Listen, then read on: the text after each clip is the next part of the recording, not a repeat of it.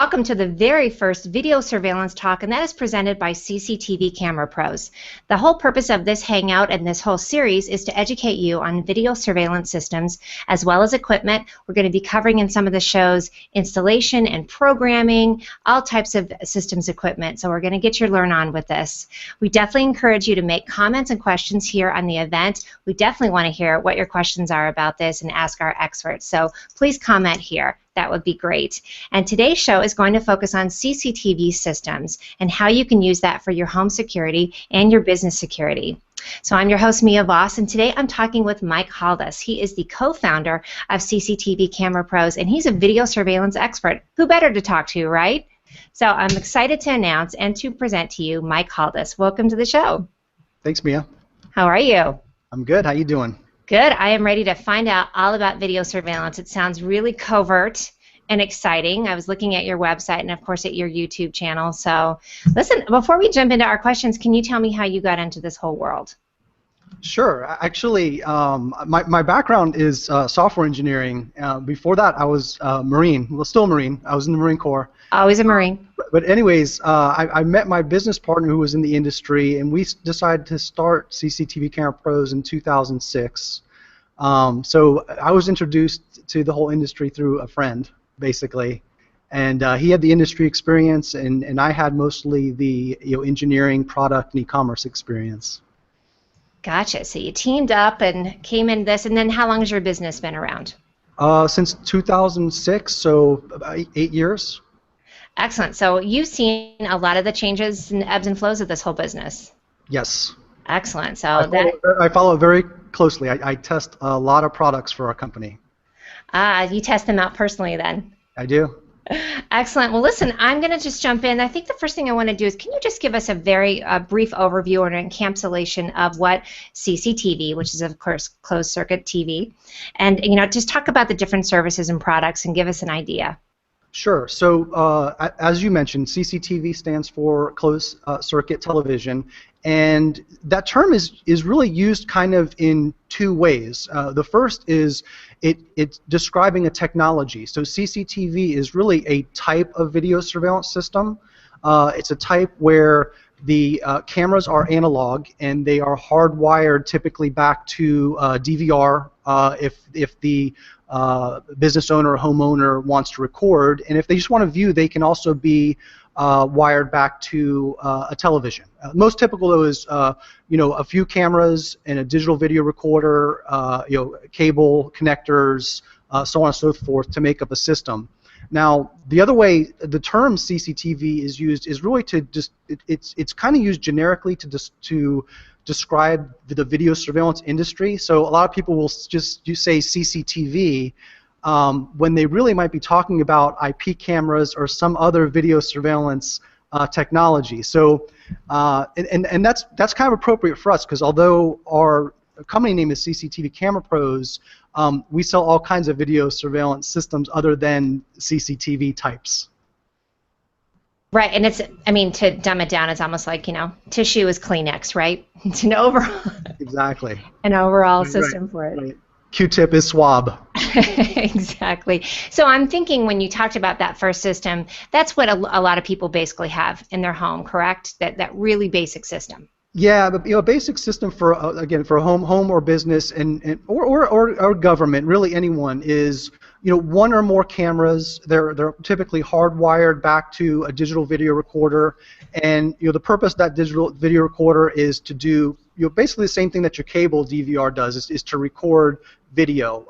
The difference with a surveillance system is it can record multiple cameras. So there's DVRs that can handle 16, even 32 cameras, and then of course you have the ability to play back one or more cameras on the screen, and that's kind of just scratching the surface. There's a lot of other functions that are built into DVRs now, and they get more and more advanced every month. The software is getting really intricate. Does it depend on your paranoia level? It can. So your choice of camera can dictate that. So we have we have people contacting us that their goal is to be very covert, like you said. So they want some type of hidden camera like something that looks like a smoke detector or a PIR sensor for an alarm, and they want to capture a video covertly. And then we have others that that's not important to them. The camera doesn't have to be discrete. Maybe they want something bigger, want something infrared. So that kind of dictates what type of camera the user normally gets, their level of paranoia and their goals. Sure. And is that something that you do in the beginning when you meet with your clients, is you sit down and talk with them? And did they sometimes discover things they didn't even realize they were interested in when you start the conversation of why they're looking at the system? Almost always. So I mean, you start out very basic. Are you indoor or outdoor? You start there, and then as far as indoor. For example, aesthetically, what type of look do they want? If it's a retail location, they want something that's not necessarily hidden, but something that's going to look good aesthetically with their design of the their building. And actually, that applies to outdoor as well. Outdoor aesthetics are just as important as indoor. So that's one of the considerations is the physical body of the camera and how it looks, and then. Some other considerations are, does it need to perform well in low light? Does it need to perform well in zero light? Do you also need audio? Do you need to detect motion? Then we get into things like that. So it is a case-by-case basis in understanding the customer's needs and then having the knowledge within our team to recommend the best options for them. And I saw that in your promo. The different lighting in the exact same shot with the different lighting from the video. So that was interesting to see too. A quick question for you: how many hours? What's the typical hours of storage for an average home security system? Typically our DVRs typically ship with either a 500 gig or a 1 terabyte hard drive installed, and then there's a number of factors that will dictate how far that 500 gig or 1 terabyte goes. Those being, one, how many cameras are hooked up to the system. Two, are you recording 24/7 around the clock, or are you on a schedule or on motion detected recording? So just for example, a 500 gig hard drive can get as few as 2 or 3 days when recording continuously for 8 cameras, for example, and then if scaled down as far as not recording around the clock and some other things, you can stretch that 500 gig hard drive out to 2 weeks, in some cases even a month. Sure, it just depends on what the use is, and I'm sure you have to get used to it as you figure out what you're using that for. So another question for you: I know we're all familiar with the security cameras in the home, like you were talking about, in businesses and outside, but what are some of the lesser known uses for it for CCTV besides monitoring? Sure. Oh, there's a bunch of them. We see actually a lot of interesting uses with all the questions that we get. One that most people wouldn't think of is we get a lot of people that want to stream cameras live, like a wildlife camera or a beach camera type of thing. Oh, so we've consulted on those types of projects, and then it's not totally mainstream, but probably more well known. I'm sure everyone's seeing cameras pop up on turnpikes and highways and toll systems. I'm in Florida, and actually the Florida Turnpike down here, there's no toll attendants anymore. If you don't have a SunPass, one of the things that charges you automatically, there's a camera system that snaps a picture of your plate and bills you through the DMV.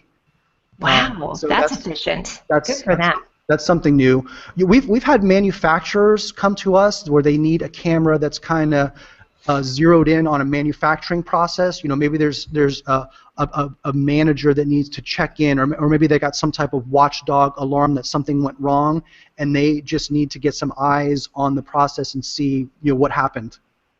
That's another example. Right. And a lot of people. Are using these things for baby cameras, nanny cameras, checking in on vacation rentals, things like that. I saw your comment on that. That really is interesting when you think about that. A lot of people do have, there's snowbirds. There's people here. I live in Colorado that go down to Florida. So same thing. You'd want to check on it. Me personally, I would want to see if I left the iron plugged in. Just zoom in on it. You know what I mean? That would be. Me, I would want one at my dream condo in Keystone, Colorado, so I could look at the mountains when I'm not there. You would really want it right now with the aspens turning. Yeah. Absolutely. So we actually have a question from the audience, and it's from Ben Fisher. Hello, Ben. What's the difference between a wireless and wired camera? Give us the pros and cons. And does he need a DVR, or can he back up to a network storage? Sure. So there are a few questions built in there. Let's start with wired versus wireless cameras. So there's a pretty common misconception that wireless makes things easier. It's actually not true. A wireless system is actually more difficult to deal with. For example, we get a lot of customers that come to us and say, "Hey, I want a camera system, but I want it to be wireless, and it's outdoor cameras, and then the DVR is going inside." Well, as you know, Wi-Fi doesn't transmit well between outdoors and indoors, so that's really not even an option. The other challenge is to do a wireless system, you have to move to IP cameras. So CCTV, in almost all cases, has to be hardwired. So when you're talking wireless, you have to go with an IP system, which can complicate things and make it a little more expensive as well. IP systems are generally more expensive than analog and a little bit more complicated to set up. So generally speaking, we do sell wireless systems, but generally we use them kind of as a last resort. If you absolutely cannot wire the system, it's a last resort option, and we need to get into detail with you and the ins and outs of how to configure it. We also do pre-configure wireless systems on behalf of customers because it is kind of complicated. So that's the main difference there. If you want to go wireless, you have to go IP. If you want to be very stable, avoid wireless except for a last resort option.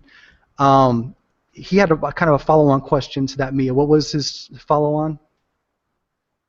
He also wanted to know about, does he need a DVR, or can he back up to a network storage? Good question. Good question. So one of the upsides actually to IP cameras, some of them, is because an IP camera is essentially its own computer and web server. A lot of them you can record directly to like an SD card. Some of them have an SD slot that you can record directly to. And yes, with IP cameras, you also have the option of recording to a network video recorder. DVR is the term used for closed-circuit television, and NVR is used for IP systems. And yes, it can be backed up or recorded directly to a network drive. And then there are also systems that will further back it up remotely over network to a remote drive or cloud. We've dealt with some IP cameras, for example, that can directly back up from the SD card to Google Drive, actually. Oh, great. It's kind of neat. So. And that's really important, I'm assuming, too, because I mean, if you're going to pay to have this, you also want to have it backed up so you can keep it, right? Yeah, there's a number of options with that. With some CCTV systems, it's recording locally to the hard drive, and you can also offsite, do an offsite backup in near real time. It's slightly delayed. It's not up to the second, but it's constantly being backed up. Which is a definitely good thing. We've all had something crash, so it's a good advice. Yes. And listen, if you're just tuning in, you're watching the very first video surveillance talk, and this is presented by CCTV Camera Pros. We're talking with Mike Haldas today of CCTV Camera Pros, and he's giving us a really great overview of just some basic information to get yourself educated about closed-circuit television and how you can access it. And I mean, sometimes I think it feels like it's a little outside of our scope, and the way you're talking about it, I think a lot more people are going to start thinking about it. Yeah, a huge portion of our clients are DIY. We sell to we supply to installers too, but we're really into documenting and explaining things and demonstrating things with videos so that the homeowner or small business owner can do it themselves, because a lot of these systems are very simple to connect. It's about on the same skill level as hooking up a stereo home theater system type of thing. It can be pretty simple. You say that, but you don't know me that well, so I'm sure you have some people that you've had to do a little bit of fixing. And speaking of DIY, if there's anybody out there who has a DIY question, take advantage of Mike. He's here right now. He has a great group of people also who are checking out the event, and we'll be answering questions, so why not get your questions answered? So I'm going to jump on to a new one. Let's talk about the evolution of closed-circuit TV in this whole industry and how that's changed over the last 20 years. Can you give us some info on that? Sure. So if we're looking at a 20-year time frame, about 15 to 20 years ago, everything started migrating from VHS recording to DVRs. Right. So the old systems, everyone knows what or most of you probably know what a VHS is. The cameras used to record to those, and then starting about 15 years ago, everything started moving to DVRs, which I think most people can understand how much more convenient that is, where you can jump to certain segments of the video right away instead of rewinding and fast forwarding physical tape. You can easily jump around on the hard drive. So that was the big evolution about 15, 20 years ago, and then about 10 years ago, the DVR started to be networkable, which basically means that they have a network interface just like a computer, and you can plug them into your network router. So that opened them up to remote access. So starting then, users mainly from Windows, Windows was the main platform that was supported, but users would be able to remotely log into the DVR to view cameras live, and then software got better, and eventually you could do remote playback and things like that. And then 5 to 7 years ago, when iPhone was launched and then Android was launched, now just in that time frame, just like everything else, is moving to mobile. So the manufacturers started developing mobile apps that you could administer your DVR, view your cameras live, playback recorded video, access multiple sites, and now even get push notifications when certain events occur that you can configure. So those are kind of the major events that have taken place. Another thing that happened along that time frame is IP cameras were added. So now there's not just closed circuit, but there's also IP cameras. And then within the last 5 years, there's other new technologies that have come on board that lets you actually do high-def video using the same infrastructure as CCTV. So plug-and-play cameras over coax cable, but at full 1080p resolution. That's one of the newer things as well. Right. It's not the grainy cameras anymore, right? High-def, yeah. You mentioned IP cameras. Tell our viewers what that is. So, as I mentioned earlier, a CCTV system is hardwired from the camera to the DVR using coax cable. The same coax cable that wires your TV to your cable DVR. It's RG59 or RG6 coax. Whereas IP cameras use Ethernet, Cat5, an Ethernet connection, and connect to your network, and all the communication with them, including the video, is done over IP instead of an analog signal over coax. Yes, I asked that question. I understood most of it. Now, this is why you're the expert. Listen, we have a great question here. Let's see if we can pull this up. This is from Joseph, and I don't know if it's going to come up for us. Oh, there we go. Can you explain how push notifications work with CCTV? Thank you, Joseph Costello, for that question.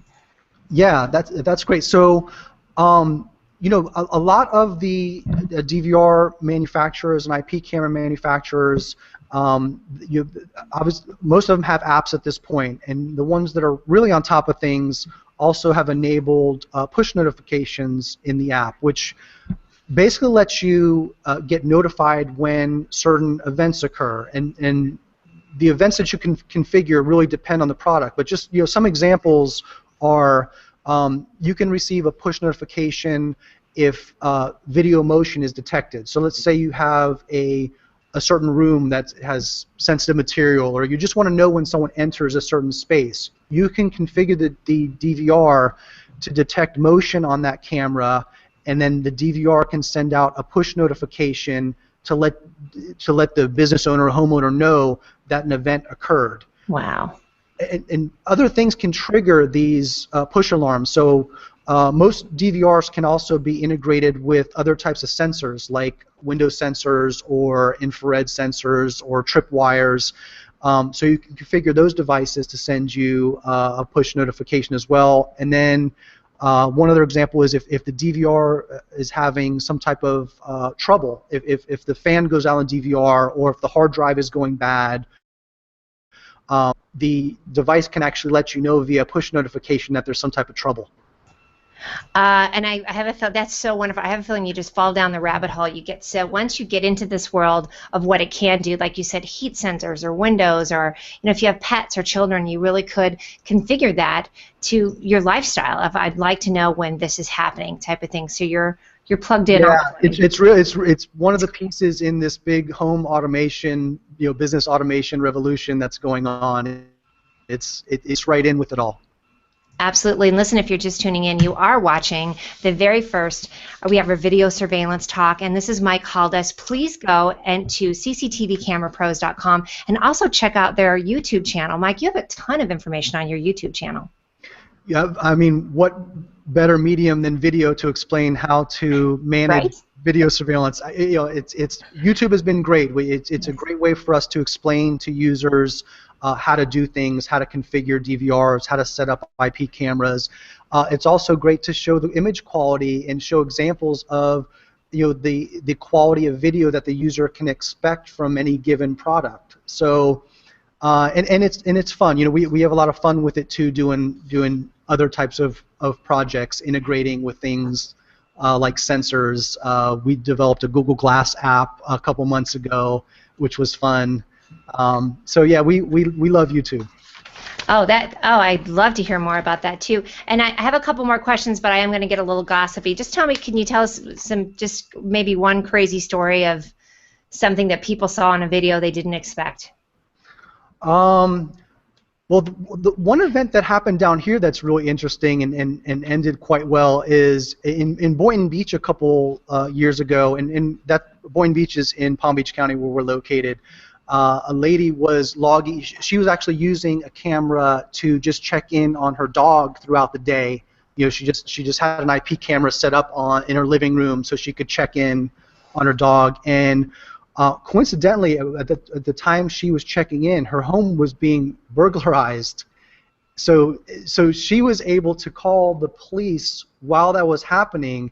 And they actually did catch the guys, so that was kind of a surprise event that had a happy ending. And listen, I didn't know what he was going to say. That was a surprise for me. That is a great story, yes, of just happening to check in. I'm sure it was a panic attack moment for her, but fortuitous to be able to get that. So listen, let's talk about mobile phones. Everybody's checking in on their phones and so forth. We covered it a little bit, but it's a big deal with CCTV world. So do you feel like it's had a major impact, and how has this technological advance changed the industry? Well, it's a requirement almost from all of the customers that we get questions from. I mean, everything is moving to mobile, including video surveillance. So everyone wants that convenience of reaching in their pocket and being able to check in on their home or business. Like the story I just mentioned, to be able to log in and check on, your pet is a great thing. To be able to log into your business and just make sure everyone's, where they're at, doing what they're supposed to, is a good thing. And then, obviously, the security side is important as well. So everyone wants it. It's so convenient. It's always on you, and you can log in anytime and see the video live, or you can play back video if you want to check something from the past. It's huge. It has a combination, I'm sure, of accountability for work teams and for yourself. Definitely. Yes, a historical account of what happened. Do you remember what happened on this day, or how was the weather? I mean, you could go. It's like it's a video blog almost. Absolutely. I mean, it's recording everything. So if something happens and you need to check back, you can. And if your preference and it's convenient to do it via mobile, that's available now. So we are almost on the half an hour. We've covered a ton. Again, if you have any questions or comments here for Mike, please post them here. And the great thing, you can always watch this on replay, comment again as well on YouTube, and they will definitely get to your questions. So it's not just today, it's on replay as well. So please post your comments here. And again, you're watching the Video Surveillance Talk, the very first one in this series. So I'm going to ask you a quick question. What do you see as the biggest areas or concerns or threats for continued growth of the CCTV/security industry?